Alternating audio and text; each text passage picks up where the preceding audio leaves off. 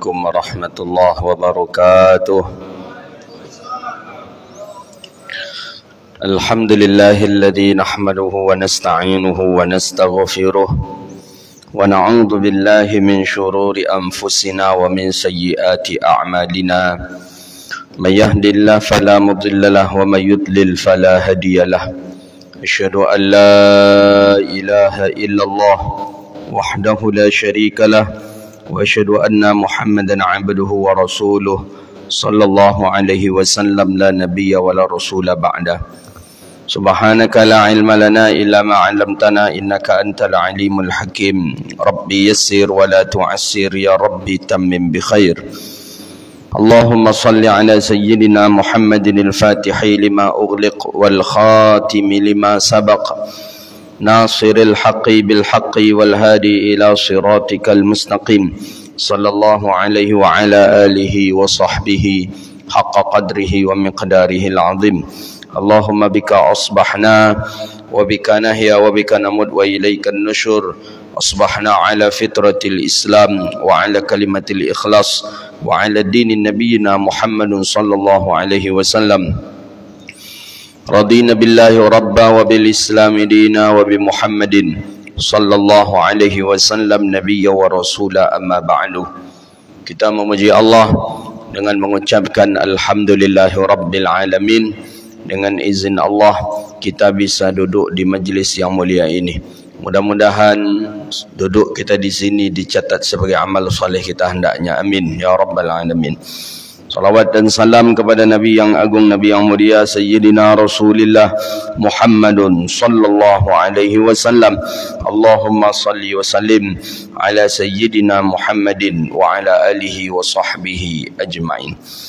Bapak Ibu yang dirahmati Allah Subhanahu wa taala, lanjutan kajian kita kitab Muwatta lil Imam Malik rahimahullahu taala. Hadis yang terakhir tentang bersegera untuk memenuhi panggilan Jumat. Nah, itu hadis yang terakhir kemarin. Ini dalam Ramadan ini kemarin ini. Hadis yang terakhir itu sampai Sayyidina Abdullah ibni Umar ibni Mas'ud ketika membaca ayat fas'au ila dzikrillahi wa dzarul bai' itu ada yang mengatakan la sai'a hatta yasquta ridai, sampai bergegas dia menuju salat Jumat itu sampai hampir jatuh selendangnya daripada pundaknya. Jadi kalau sudah berkumandang azan Allah ya, untuk melaksanakan salat fardu Jumat, maka tinggalkan seluruh perbuatan-perbuatan yang mubah, maka segeralah untuk menuju azan Jumat atau menuju masjid. Itu terakhir. Hadis hari ini maja'a fil imam yanzilu bi qaryatin yaumul jum'ah fi safar.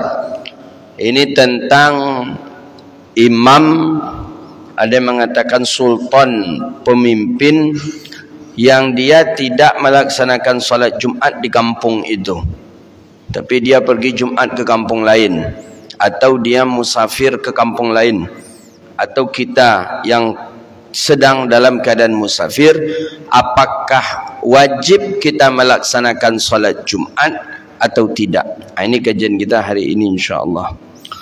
Bismillahirrahmanirrahim. Qala Yahya qala Malik wa idza nazala al-imam bi qaryatin tajibu fiha al-jum'ah wal imam musafir fa khataba wa jama'a bihim fa inna ahla tilka al-qaryah wa ghairuhum yajma'una ma'ahu.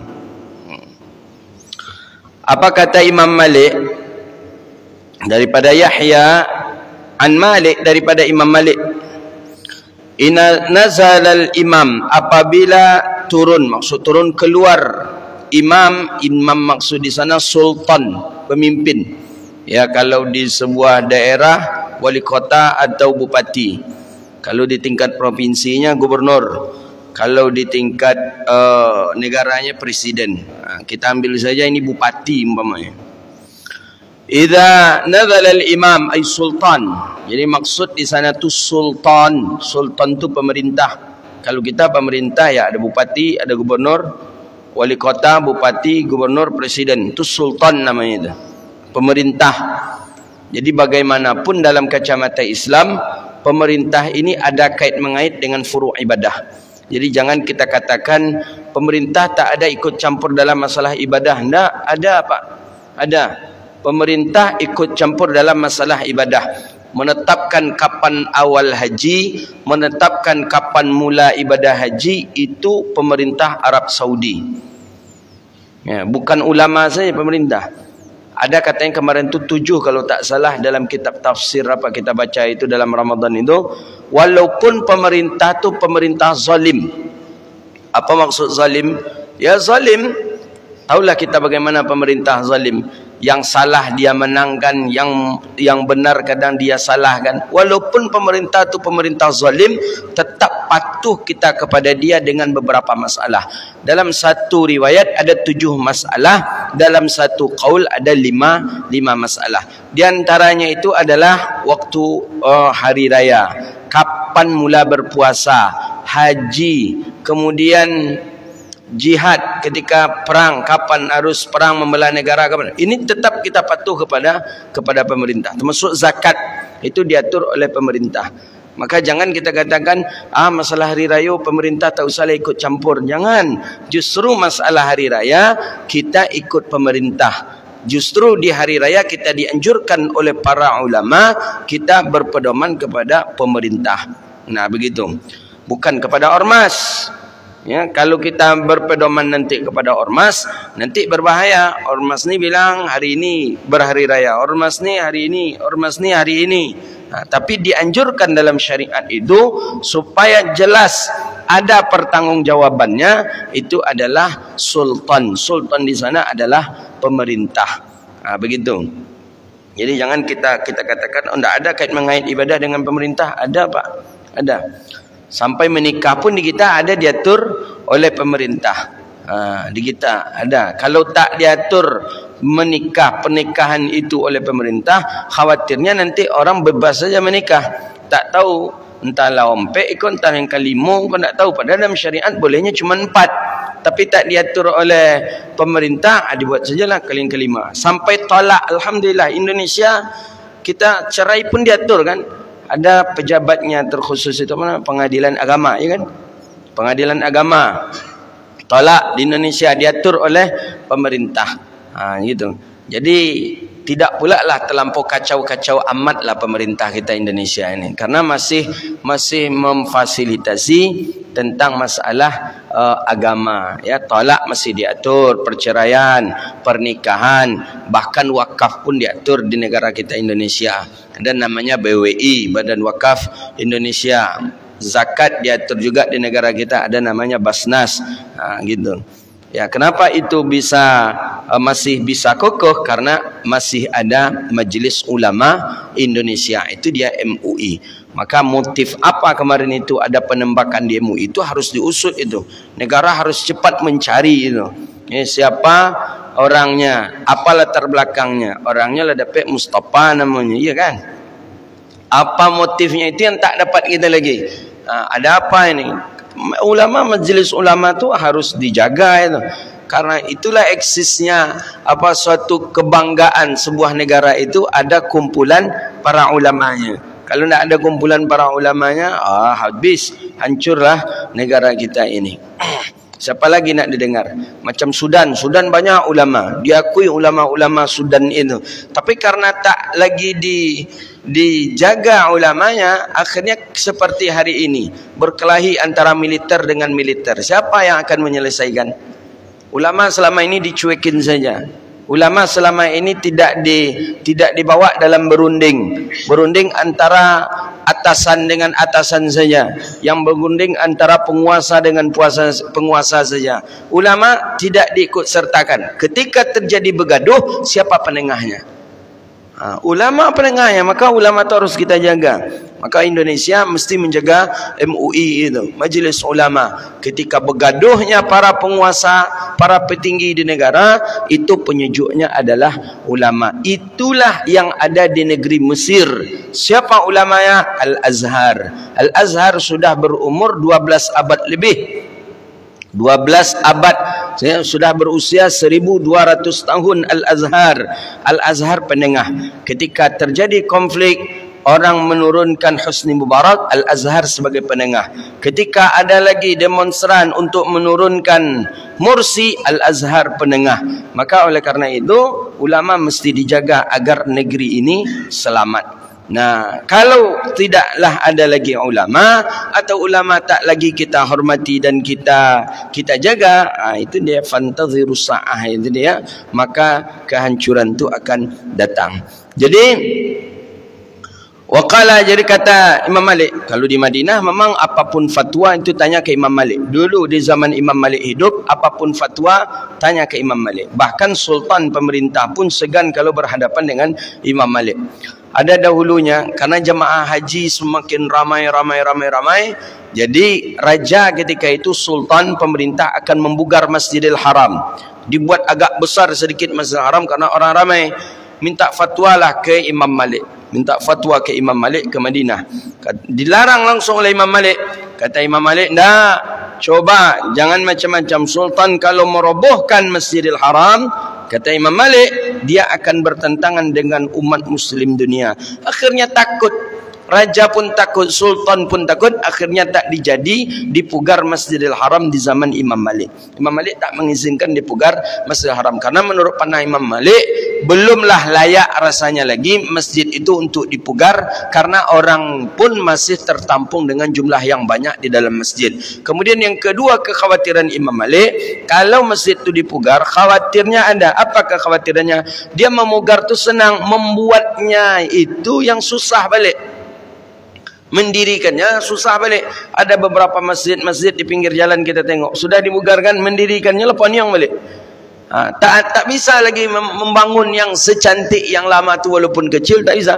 Maka itu pandangan Imam Malik. Maka Imam Malik mengatakan tak boleh. Akhirnya sultan, raja pun mengikut kepada Imam Malik. Jadi masalah agama itu pemerintah ikut andil, masalah ibadah itu pemerintah ikut andil. Jadi kita jangan sampai terkecohkan pula oleh masalah ibadah. Mengapa pula pemerintah ikut campur? Nah, ada pemerintah dibolehkan ikut campur. Ini salah satu bukti pembahasan yang kita bahas pada hari ini.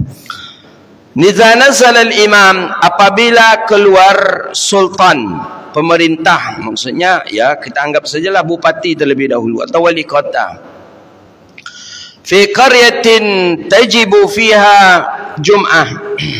Dia keluar dari kampungnya, si sultan ni, si pemerintah ni, wali kota ni, bupati ni, keluarnya itu ke kampung yang di kampung itu pun didirikan Jumat. Ada Jumat di kampung itu. Di kampung dia ada Jumat juga. Di kampung orang ada Jumat. Cuman dia pergi keluar kampungnya menuju kampung orang yang padanya ada Jumat. Ini maksudnya dia ni keluar dari kampung itu pada hari Jumat. Wal imam musafir. Sedangkan imam yang ada pada imam yang ada sultan, ya, yang ada pada negeri orang tadi itu, pemerintahnya bupati di negeri orang tadi itu sedang musafir pula. Maksudnya bolehkah didirikan Jumat dan siapa khatib dan imamnya? Begitu dia. Karena sultan pemerintah dalam mazhab Hanafi itu lebih berhak menjadi imam. Dalam mazhab kita Syafi'i begitu juga, tapi ba'da Syafi'i. Jadi kalau bupati datang ke Masjid An-Nur ni, An-Nur masjidnya provinsi, gubernur lah. Kalau gubernur datang ke Masjid An-Nur ni, maka dia lebih berhak untuk menjadi imam. Begitu dalam mazhabnya Imam Hanafi. Imam Abi Hanifah bin Nu'man dan ba'da Syafi'i, sebagian mazhab Syafi'i. Dia lebih berhak untuk menjadi imam. Makanya imam-imam itu dia yang menentukan.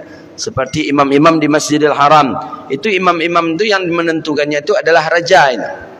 Si fulan itu raja. Karena dia mestinya yang berhak menjadi imam. Ya karena dia bukan ulama, dia bukan qari, dia bukan hafiz, ya otomatis dia tak bisa jadi imam. Diserahkanlah kepada orang. Tapi yang menunjuknya tetap raja. Nah, begitu dia.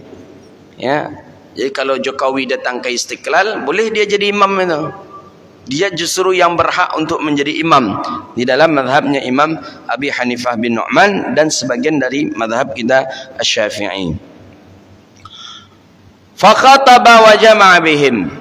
Jadi datanglah keluar kampung, keluar negeri itu bupati atau wali kota tadi menuju kampung yang lain, di situ yang imamnya itu pun pergi keluar. Jadi boleh tak dia yang bupati di sini ini untuk menjadi khatib dan menjadi imam di sana? Faqataba wa jama'a bihi. Dia boleh menjadi khatib, dia boleh menjadi imam. Berkampung dengan mereka. Fa inna ahli tilkal qaryah. Wa ghairuhum, dan orang-orang yang lain. Maksudnya orang-orang yang berada ahli di sana itu, maka berkumpullah mereka bersamanya imam. Jadi maksud bersama imam ni bersama sultan pemerintah. Jadi kalau begitu dapat kita satu baru kesimpulan dari yang pertama ni, bahawa seorang pemimpin pemerintah tidak boleh meninggalkan Jumat walau karena izin atau uzur safar. Berbeda dengan kita tak pemerintah. Kita bukan bupati, kita bukan wali kota, kita bukan gubernur. Ketika kita keluar untuk musafir, maka kita boleh meninggalkan Jumat. Diganti Jumat dengan salat zuhur. Tapi berbeda dengan pemerintah, sultan. Kalau bupati, wali kota, gubernur, ketika ia meninggalkan daerahnya pada hari Jumat, kan dia musafir juga itu, maka dia tidak dibolehkan meninggalkan Jumat. Dia wajib salat Jumat. Begitu menurut mazhabnya Imam Maliki di atas qaul yang ini. Faham kira-kira? Jadi kalau kita bukan pemerintah, bukan pejabat, bukan bupati, bukan wali kota, bukan gubernur, keluar daerah kita, kan musafir juga namanya itu. Kan musafir. Kita pergi ke Padang, kita pergi ke Tembilahan, kita pergi ke Rokan Hilir, kan musafir itu yang boleh mengqasar atau menjamak salat. Maka kita boleh tidak melaksanakan salat Jumat. Ya, boleh diganti dengan salat zuhur. Tapi kalau pejabat seperti contohnya bupati, wali kota, gubernur meninggalkan kampungnya dia pada hari Jumat, maka dia tetap wajib melaksanakan salat Jumat. Nah, begitu dia. Ya, memang dalam mazhab kita Syafi'i boleh kita musafir di hari Jumat itu kalau musafirnya itu sebelum subuh. Nah, sebelum subuh silahkan musafir pada hari Jumat. Kalau setelah subuh itu hukumnya makruh dalam mazhab kita Syafi'i. Nah, begitu. Dalam mazhab Maliki tetap haram hukumnya karena ada tujuan mengelakkan solat Jumat. Jadi kalau tidak ada darurat, tidak ada unsur mudaratnya, tak usahlah kita musafir pada hari Jumat. Begitu maksudnya. Pertama, jadi faham kita di riwayat yang pertama ini bahwa ketika orang awam musafir keluar daripada kampungnya pada hari Jumat, maka dia boleh untuk tidak melaksanakan Jumat dan diganti saja dengan salat zuhur. Tapi ketika yang keluar kampung itu pemerintah, pejabat, maksudnya bupati atau wali kota atau gubernur, maka dia tetap wajib melaksanakan Jumat. Nah, bupati-bupati wali kota tu dengarlah kajian kita ni, gubernur. Kalau keluar ke Jakarta pada hari Jumat, tiba di Jakarta, wajibnya Jumat ini. Pergi dia ke mana lagi umpamanya? Ke Kalimantan, kan sudah di luar daerah dia tu, wajib dia Jumat. Nah, kalau kita boleh menurut riwayat ini. Itu ketika dia berjabat. Kalau nyalah mantan tu ndak lagi dah. Berarti nyalah masuk pula ke rakyat biasa lagi. Ketika dia jadi bupati, ketika dia jadi wali kota. Ya kalau ndak jadi bupati, ndak jadi wali kota, berarti sama dengan orang awam. Hadis berikutnya, qala Yahya qala Malik wa in jumi'a al-imam wa huwa musafir bi qaryatin la tajibu fiha al-jum'ah fala jum'ata lahu wala li ahli tilka al-qaryah wala liman jami'a ma'hum min ghairihim wal yutimma ahli tilka al-qaryah wa yuruhum mimman laysa bimusafir salah. Qala Yahya qala Malik la jum'ata ala musafir. Jadi ada hadis Nabi SAW mengatakan tidak wajib Jumat alal musafir, di atas orang musafir. Imam Zarqani menukilkan hadis, Imam Tabrani dalam kitab Mu'jam Awsatnya, hadis daripada Sayyidina Abdullah bin Umar. Jadi kata Nabi SAW, laisa 'alal musafiri jum'ah, tidak wajib di atas orang musafir itu Jumat. Jadi kalau kita sedang dalam keadaan musafir, tak wajib Jumat. Ada waktu untuk Jumat, silakan.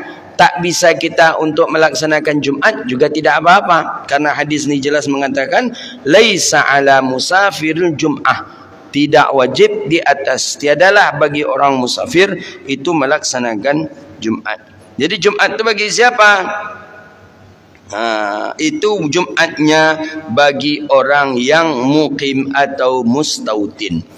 Maka Jumat itu ada syaratnya. Jadi tak bisa kita asal-asal melaksanakan solat Jumat saja. Ya, para fuqaha yang memiliki syarat terkhusus untuk melaksanakan solat Jumat. Apakah boleh ketika kita musafir kemudian kita cukup bilangan kemudian ada di sana tak ada melaksanakan Jumat, bolehkah kita mendirikan Jumat? Tak boleh. Jadi ada beberapa syarat-syaratnya. Seperti dalam mazhab Imam Ahmad bin Hanbal, di dalam kitab Nailul Ma'arif di Fiqhil Hanabilah ada syaratnya, 4 syarat dalam mazhab Hanbali. Baru boleh kita mendirikan salat Jumat itu apabila memenuhi 4 syarat. Pertama, waktunya jelas. Kapan waktunya? Zuhur. 2, bahwa itu dilakukan qaryah mabniyatun bima jarab bil adatun ahliha. Biasa di kampung tu orang melaksanakan Jumat.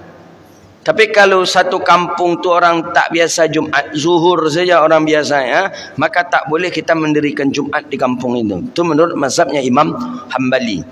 Ada ustaz kampung yang tak pernah solat Jumat, ada. Saya pernah ke nyebrang lagi ke daerah kita di Riau ini.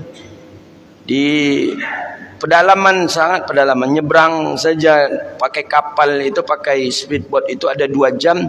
Itu di dalam itu kaum musliminnya tidak berapa persen, lebih banyak non muslim. Itu dekat lagi ke Tanjung Pinang kalau tak salah. Jadi tapi masuk kita sampai dakwah ke sana, masjid tak ada, yang ada cuma musola. Jumlah masyarakatnya 80%, 60% itu Nasrani, 40% itu Muslim. Tapi jumlahnya yang Muslim ini nih, yang taatnya tu mungkin sekitar 10% lah. Dan 30% tadi, ya kadang pai pulaunya ke gereja tu, kadang pai pulaunya ke masjid. Ijal nak joleh. Jadi buyanya di situ pun ndak ya. Itulah kasihan kita. Mesti harus sering-sering kita masuk dakwah ke daerah sana. Itu Jumat tak ada. Jadi ketika kita tanya, di sini tak ada salat Jumat. Ndak, Ustaz. Kenapa? Ya, ndak memenuhi syarat kata dia. Kenapa tak memenuhi syarat? Jumlah bilangan tak sampai. Kemudian tak terbiasa orang Jumat. Jadi ibu-ibu di bapak-bapak di sini ni apa yang dia laksanakan? Ya, orang-orang di sini melaksanakan zuhur saja. Salat zuhur itu pun salat zuhur tu yang ada 6 orang, 11 orang, 15 orang. Gitu. Jadi menurut mazhabnya Imam Hanbali, mendirikan Jumat di kampung itu, kalau kita datang ke kampung itu juga tidak dianjurkan. Kenapa? Karena kebiasaan bimajarat bihil adat. Karena kebiasaan daerah tempat itu tidak terbiasa melaksanakan salat Jumat. Nah, ni. Kemudian disyaratkan lagi oleh mazhab Hambali itu mesti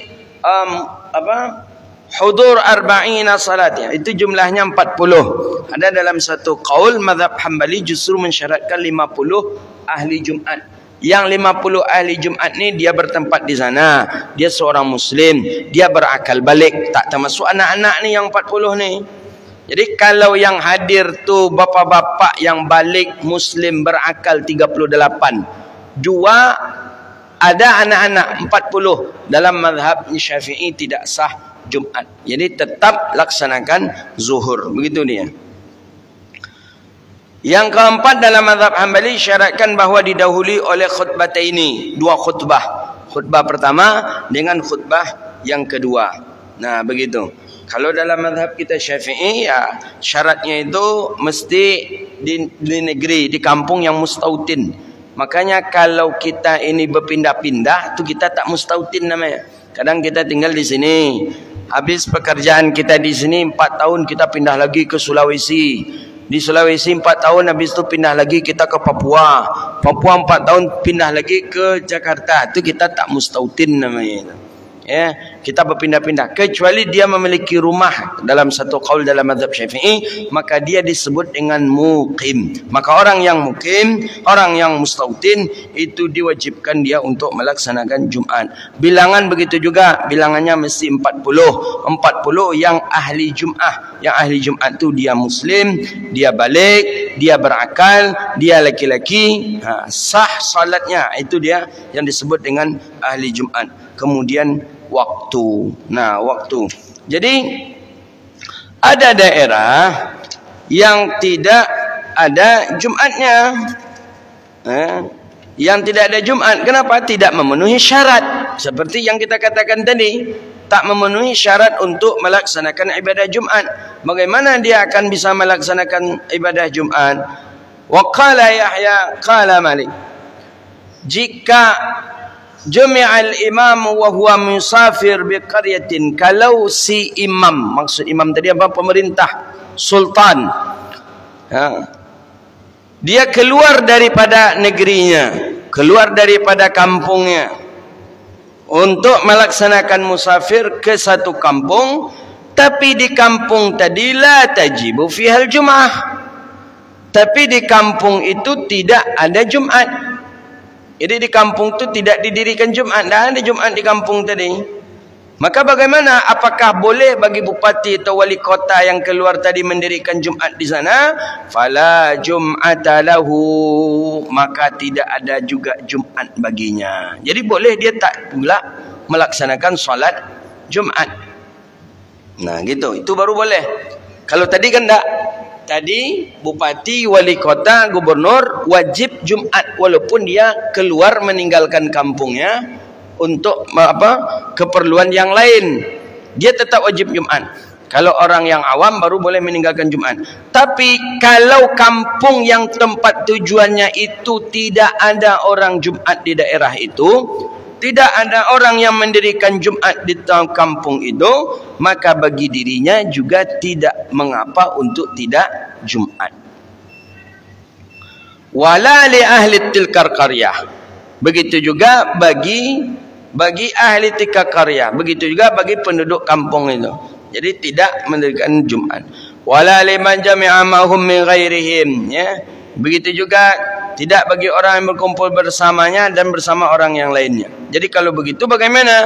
Wal yutim ahli tilkal qaryah wairuhum mimman laysa bimufassiris salah. Maka berkata Imam Malik, la jum'atu ala musafirin, dan tidak ada Jumat bagi orang yang musafir. Jadi maksudnya kalau kita sedang dalam keadaan musafir pada hari Jumat, tidak mengapa kita tidak solat Jumat. Tapi solat zuhur bagaimana? Solat zuhur tentu tetap wajib bagi kita. Jadi zuhur wajib untuk pengganti daripada solat Jumat. Jangan Jumat tak wajib kemudian zuhur nak pula kita kerjakan. Itu tak betul lah itu tu. Nah, itu dia. Maka oleh karena itu Jumat suatu perkara yang diharuskan, dianjurkan dalam syariat. Maka siapapun di antara kita janganlah meninggalkan solat Jumat. Ya, walaula anzala hadzal qur'ana ala rajulin min qaryatin azim. Jadi disebutkan dalam banyak riwayat bahawa siapapun di antara kita yang sedang melaksanakan musafir, maka hendaklah kita melaksanakan Jumat itu terlebih afdal. Jadi kalau umpamanya memang tak bisa lagi melaksanakan Jumat, ya dibolehkan, tidak apa-apa, karena bagi musafir itu juga tidak wajib Jumat. Ya, sama halnya ketika kita berangkat haji, berangkat umrah, kan musafir itu. Tapi apakah dalam haji, dalam umrah itu kita selama di Makkah kita menjamak solat? Jangan, walaupun dibolehkan jamak. Kan dalam musafir kita itu. Kita cuma berangkat umrah 4 hari saja, kan masih dalam keadaan musafir. Selama di Makkah, di Madinah, boleh jamak, boleh, tapi jangan kita lakukan itu. Kenapa? Rugi kita. Ya, sekali salat di Masjidil Haram aja berapa fadilahnya yang Allah berikan untuk kita. Berapa ratus ribu Allah beri pahala untuk kita bagi orang yang salat di Masjidil Haram, di Masjid Nabawi. Ini kita jamak saja. Ketika zuhur jamak langsung asar. Bekau asar nak ke masjid lagi. Bekau tiba di maghrib di isya gitu je. Maghrib jamak je di maghrib isya, nak ke masjid lagi. Rugi kita kalau itu dilakukan di Masjidil Haram. Walaupun kita memang dalam keadaan musafir. Begitu jugalah dengan kondisi solat Jumat ini. Memang kita sedang dalam keadaan musafir, tidak wajib Jumat, bukan berarti kita lebih elok meninggalkan Jumat dalam musafir. Nah, lebih elok kita untuk tetap melaksanakan solat fardu Jumat. Adanya kadang sebagian jemaah haji, jemaah umrah tu yang jamaah aja. Jadinya kalau ke Masjidil Haram tu cuma 3 kali saja. Zuhur sekali, maghrib sekali, subuh sekali. Jadi ketika subuh datang, ketika zuhur datang langsungnya tarik isya, jamak asar, jamak takdim. Nanti maghrib dia datang sekali, jamak langsung pula tarik isya, jamak takdim isya di maghrib. Rugi kita kalau seperti itu. Rugi.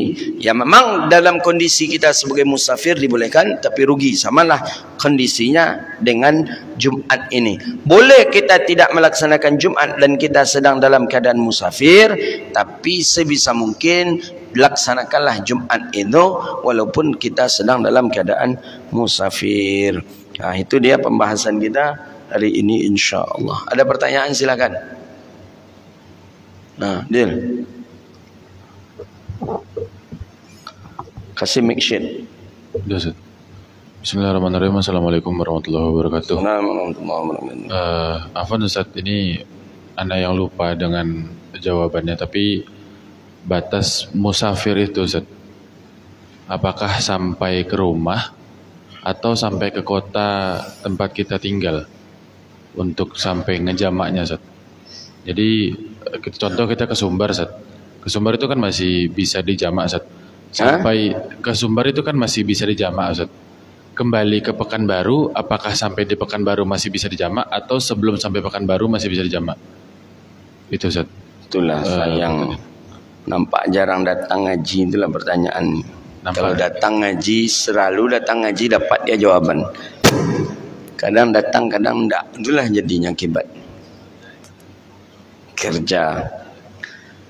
Balik, kalaulah sampai ke rumah tu enggak boleh jamak lagi. Kalau sampai ke rumah tu enggak musafir kita lagi. Jadi batasnya itu ada hudud bilad namanya. Hudud bilad tu batasan kampung. Batasan kampung tu orang kita memberi patokannya dengan kecamatan. Kecamatan, nah begitu dia. Jadi ada namanya hudud bilad. Hudud bilad itu, jadi kita dari sini ke Sumbar, kan musafir nih, jamak salat. Nanti nak balik lagi masih boleh kita jamak salat, masih boleh selagi kita belum memasuki hudud bilad, belum memasuki kecamatan tempat kita tinggal. Tapi kalau sudah masuk ke kecamatan tempat kita tinggal, tak boleh lagi kita untuk melaksanakan jamak atau qasar. Contoh, ini kecamatan apa ini? Sahil. Kecamatan apa ini? Pekanbaru Kota. Kita tinggal di sini, umpama kita tinggal di sini. Kita dari Sumatera Barat, kemarin kita berangkat, atau kita taruhlah kita Jumat berangkat ke Sumatera Barat. Jamak kita terus. Balik kita Ahad balik kita dari Sumatera Barat. Ahad. Sampai di Sampai di Kampar, Bangkinang, masuk maghrib. Kita hendak salat maghrib. Kata kita ke kawan-kawan kita jamak je lah nanti. Berarti jamak kita jamak takhir berarti. Jamak takhir. Terus berangkat. Sampai di Rimbo Panjang masuk waktu Isya. Terus berangkat kita. Menjelang kita sampai ke batas wilayah kecamatan kita, salat Isya lah kita di situ. Umpama di mana ya? Di Tuah Madani lah, di Panam.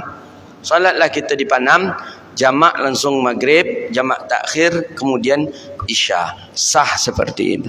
Tapi kalau sudah masuk kita ke hudud bilad kita, ke tempat kita tinggal, kecamatan kita, tak boleh lagi kita di sana untuk menjamak atau mengqasar. Apalagi lah sampai di rumah. Itu qadha aja lah lagi, itu nak ada jamak lagi. Dalam mazhab yang mu'tabar itu tidak sahlah qasar atau jamak di rumah. Jadi kalau begitu kita akan ke Jakarta. Pesawat jam 1. Pesawat jam 1. Jam 1:15 pesawat. Kita ke Jakarta. Tiba di bandara waktu zuhur masuk. Bolehkah kita menjamak salat? Boleh. Karena sudah keluar daripada daerah kecamatan kita. Jadi kalau bagi kawan-kawan yang ada di Simpang 3, macam mana? Nah, itu ada khilaf di sana. Itu Marpoin Damai itu. Oh, Tengku B beda lagi. Nggak umpama gitulah kira-kira. Jadi bagaimana? Ini ada khilaf. Ada yang mengatakan boleh juga karena dia sudah masuk ke dalam bandara dan dipastikan dia akan musafir. Begitu dia. Ada yang mengatakan tak boleh karena dia masih berada dianggap di daerah dia sendiri. Nah, begitu. Dalam kitab Ghayatul Bayan Syarah Zubat Ibn Ruslan, Imam Syahabuddin Hamzah Ramli menjelaskan qaul itu. Paham kan? Alhamdulillah. Jadi di rumah nak ada jamak lagi. Jamak pula di rumah. Di rumah tu yang ada jimak lah ni rumah. Kalau yang menikah, kalau nak menikah nak ada jimak. Silakan Pak Maskur. Assalamualaikum warahmatullahi wabarakatuh.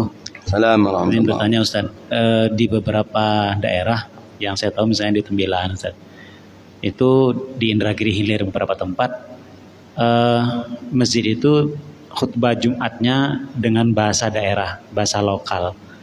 Sementara di sana juga ada masjid itu posisinya tidak terlalu juga di dalam sebuah kampung, betul itu. Kira-kira Ustaz, apakah ada dasar, apa yang menjadi dasar mereka tidak menggunakan bahasa yang lebih umum dalam menyampaikan khutbah itu? Karena kalau saya lihat yang ada di sana itu tokohnya tokoh ulamanya banyak gitu. Saya pernah di Benteng yang ada Kiai Haji Guntung, pernah saya ke sana. Sana ada kiai besar tapi tetap menggunakan bahasa daerah. Kira-kira apakah ada kitab atau nas yang memang menganjurkan dengan bahasa daerah atau seperti apa Ustaz? Assalamualaikum warahmatullahi wabarakatuh.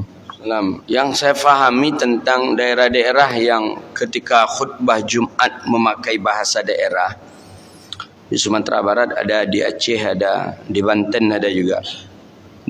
Termasuklah berarti di Inhil ada yang berkhutbah memakai bahasa daerah. Itu yang saya fahami, yang saya tangkap selama ini dari guru-guru itu, bahwa yang wajib dalam khutbah itu kan rukun khutbah. Rukun khutbah itu yang cuman wajib berbahasa Arab. Jadi rukun khutbah pertama 4 rukun. Puji, solawat, wasiat, ayat. Khutbah yang kedua nanti 5. Puji, salawat, wasiat, ayat, doa. Ini yang wajib dipakai dengan bahasa Arab. Berarti selain daripada ini tak wajib dengan memakai bahasa apapun. Bahkan kalaupun tidak ada lagi kita nak bercakap atau kita ucapkan selain daripada ini, khutbah kita dianggap sah. Jadi saya perhatikan, kenapa banyak memakai bahasa, kenapa beberapa masjid memakai bahasa daerah? Karena berkeyakinan bahwa itu bukan bagian daripada khutbah. Jadi dianggap macam biasa sajalah. Tapi ketika rukun khutbahnya dipakai bahasa Arab. Nanti khutbah yang kedua bahasa Arab. Tapi ketika dalam berceramah itu lebih banyak memakai bahasa daerah. Ya, beberapa daerah saya perhatikan seperti itu. Itulah salah satu penyebabnya. Karena tidak dianggap itu bagian daripada khutbah. Maka biasa saja mereka bahasa dengan bahasa Minang, orang Aceh bahasa Aceh, dengan kalau Banjar bahasa Banjar, Bugis bahasa Bugisnya. Nah, Banten dengan bahasanya pula. Begitu, karena menganggap itu bukan bagian daripada khutbah. Jadi kalaupun itu dibaca, diucapkan, ya tak salah lah begitu. Tapi yang rukunnya tadi itu mesti diucapkan dengan bahasa Arab begitu ini. Karena memang kita yang pendatang ini protes kita, karena tak faham kita, tak faham kita. Ya sama datang ke daerah Jawa, kalau kiai Jawa tu ceramah tu, tiba golak orang awak tak faham tu golak pula awak. Kadang golak orang golak lah awak, golak ni orang awak. Tu awal-awal sampai di Mesir dulu tu, sampai di Mesir. Jadi orang golaknya tu awak nak faham tu golak je awak.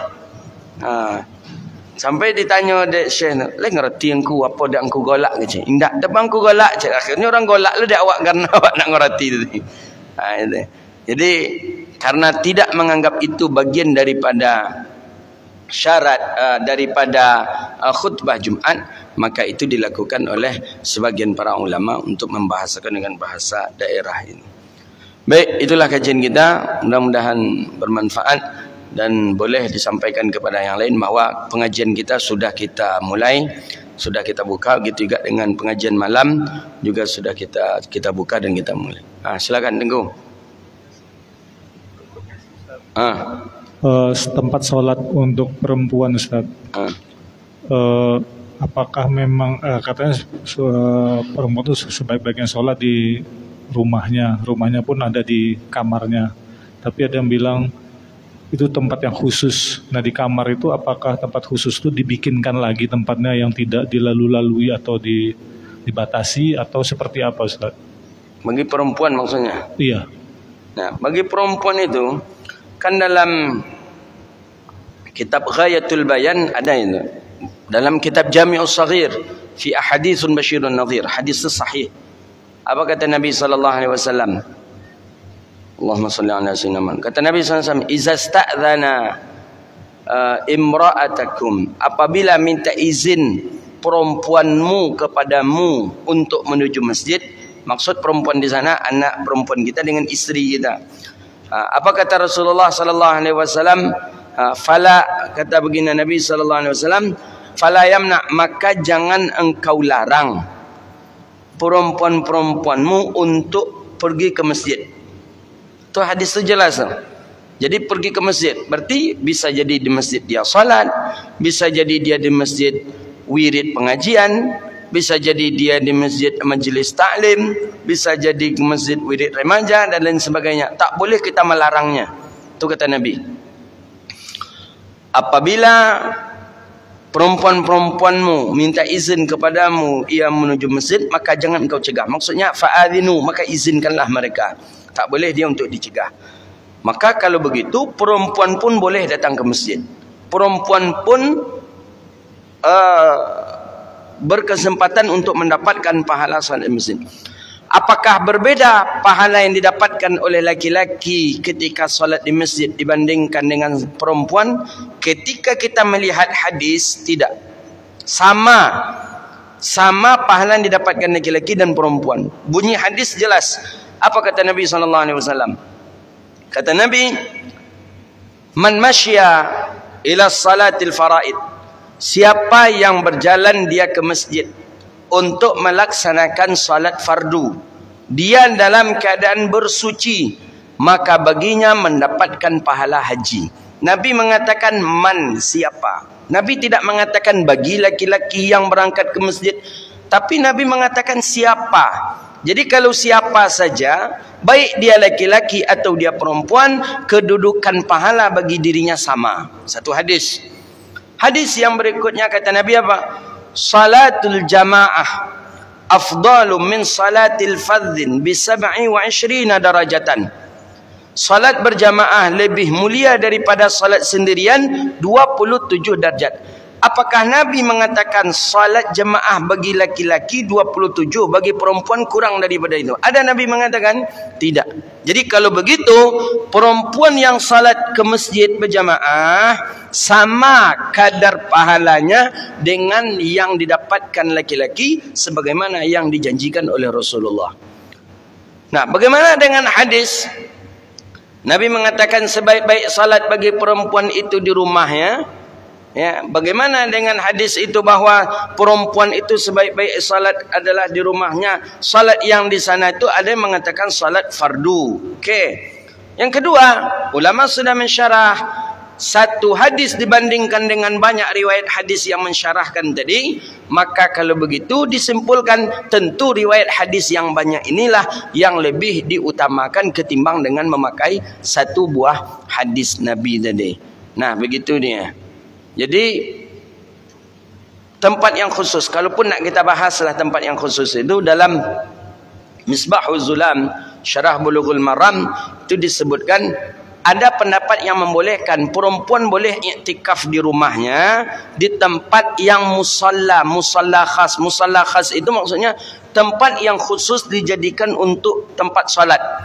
Jadi kan di rumah kita tu ada ruangan salatnya, sebagian rumah kan ada ruangan salatnya. Silakanlah di sana dia berdiam diri di malam hari, dia niatkan iktikaf. Ada pendapat membolehkan seperti itu bagi perempuan.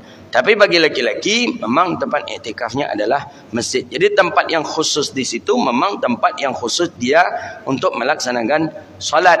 Nah, begitu. Tempat yang khusus dia melaksanakan salat. Setiap saat salat dia salat di sana. Setiap saat salat dia salat di sana. Tapi kalau merujuk lagi kepada satu riwayat hadis, kita justru dianjurkan untuk memperbanyak tempat salat di rumah. Berpindah-pindah. Berpindah-pindah. Mungkin di situ tadi salat sunat kita duha. Nanti salat sunat ba'diyah nanti kita alih lagi tempatnya. Itu dianjurkan ini. Tapi mungkin untuk bagi perempuan tempat khusus salat di rumahnya itu lebih diafdalkan, mungkin lebih diutamakan. Jadi kesimpulannya bahwa perempuan pun ketika dia salat berjemaah ke masjid, dia mendapatkan fasilitas yang sama dengan laki-laki. Ya tentu perempuannya itu aman daripada fitnah. Ya, nyampai ke masjid bukan nyampai menggoda laki orang, enggak. Nyampai ke masjid pun gitu, parfumnya pun enggak boleh parfum yang menyengat. Jalannya pun dalam keadaan tadarru', dalam keadaan khudu'. Jadi boleh kalau itu bisa dijaga oleh perempuan itu, perempuan tu mendapatkan fasilitas yang sama untuk datang ke masjid. Begitu dia. Silakan. Bagaimana dengan perempuan iktikaf di masjid, khususnya kalau contoh di Ramadan kemarin? Apakah harus seizin suami atau tidak?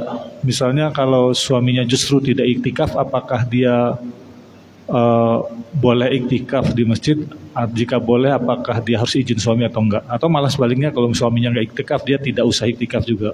Ya, mestinya kalau dalam bahasa hadis dengan bahasa syariat kita perhatikan, perempuan ini baru dia boleh melaksanakan i'tikaf itu ketika ada aman daripada fitnah tadi. Ya tentu di antara aman dengan fitnah dia membawa mahramnya, ada anaknya, ada abangnya mungkin, atau ada suaminya yang dia i'tikaf. Tapi kalau tidak ada mahram dia saja yang i'tikaf ke masjid, dikhawatirkan nanti ada fitnah. Jadi lebih eloklah dia i'tikaf di rumahnya saja. Nah gitu. Apakah dia mesti minta izin? Iyalah. Perempuan itu tentu dia mesti minta izin terlebih dahulu sebelum dia keluar daripada rumahnya. Kan begitu dia. Kan sudah disebutkan di dalam riwayat hadis itu, ketika seorang perempuan yang keluar daripada rumahnya dan dia tidak minta izin dengan suaminya, dan ia memakai wangi-wangian dan tercium oleh laki-laki wangi-wangian itu, apa katanya? Falaha dzaniyah, maka perempuan itu perempuan yang sedang melaksanakan zina. Begitulah dianggap perempuan tadi hinanya. Maka bagaimanapun perempuan ketika keluar rumah, dia mesti minta izin kepada suaminya. Nah, dia mesti minta izin kepada suaminya. Ketika dia minta izin kepada suaminya, maka suaminya tak boleh melarangnya kalau tujuannya ke masjid.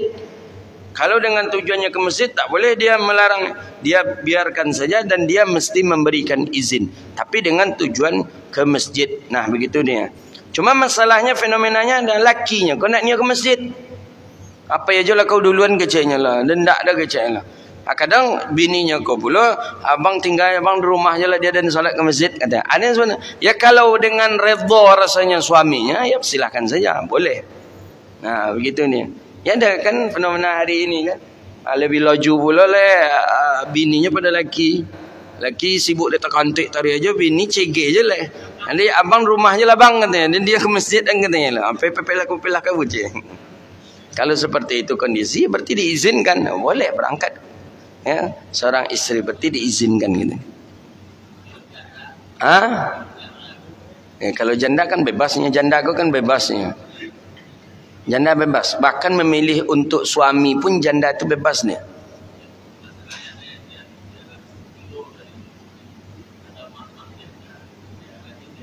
Tak apa-apa, boleh. Boleh. Boleh. Apalagi mak-mak boleh. Janda mak-mak boleh lah. Itulah boleh anu tu yang tak.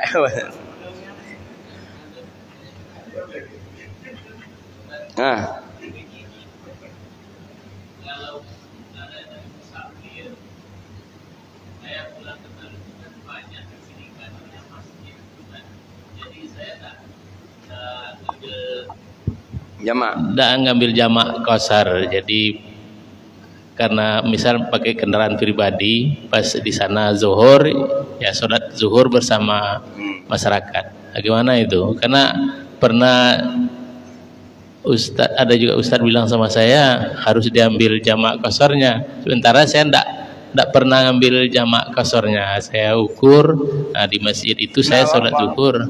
Itu saya sholat asar gitu. Itu tuh kan pilihan kita, pilihan. Cuman dalam mazhabnya Imam Hanafi, ya wajib hukumnya diambil jamak.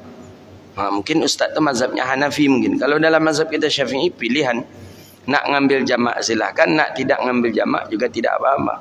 Tapi jangan nanti ketika ada masalah di jalan, justru kita menyalahkan syariat. Padahal rukhsah sudah diberikan. Kau tahu apa lah. Cuba dan musafir tadi. Kan tak jadi dan jamak salat. Kan tak jadi. Jadi syariat kita salahkan nanti. Ya. Contoh ketika orang puasa. Puasa tu pilihan bagi musafir. Ketika mampu silahkan lanjutkan puasa. Tak mampu berbuka dalam mazhab Syafi'i. Dalam mazhab Imam Hambali, mampu tak mampu lebih elok berbuka. Kenapa? Nanti jangan ibadah terpaksa. Dia letih ameknya kau dia gara-gara puasa kau kan puasa jadi salah. Padahal fasilitas ada diberi oleh Allah. Silakan berbuka. Cuman awak nak niyo dah memaksakan diri, ibadah kita salahkan nanti. Nah, itu dia. Kita laju-laju ingin mengejarkan bisa salat zuhur di kampung. Kencang kita. Ternyata di jalan naudzubillah nasallallahu alaihi wasallam tabrakan kita karena laju mengejar salat tadi. Jadi yang kita sedang apa? Aku dia gara-gara kencang mengajar zuhur di tauluk tadi kau kan. Nah, itu tak boleh. Pada fasilitas Anda santai saja kita nanti bisa qasar bisa jamak. Nah, itu pilihan. Jadi tidak mesti harus wajib kita mengambil jamak enggak. Wajib harus mengqasar juga tidak. Pilihan dalam mazhab kita itu pilihan. Nak mengambil jamak qasarnya silakan atau nak tidak diambil pun juga tidak apa-apa. Nah, begitunya. ربنا آتنا في الدنيا حسنة وفي الآخرة حسنة وقنا عذاب النار اللهم فقهنا في الدين وعلمنا التأويل واهدنا إلى صراطك المستقيم ربنا آتنا في الدنيا حسنة وفي الآخرة حسنة وقنا عذاب النار وصلى الله على سيدنا محمد وصحبه أجمعين الحمد لله رب العالمين. Kayaknya sarapan belum tersedia kayaknya karena apa ada enggak ada itu tuh teh dengan kopi aja kayaknya itu. Sarapan juga lah nama. InsyaAllah pekan depan baru ada insyaAllah. Assalamualaikum warahmatullahi wabarakatuh.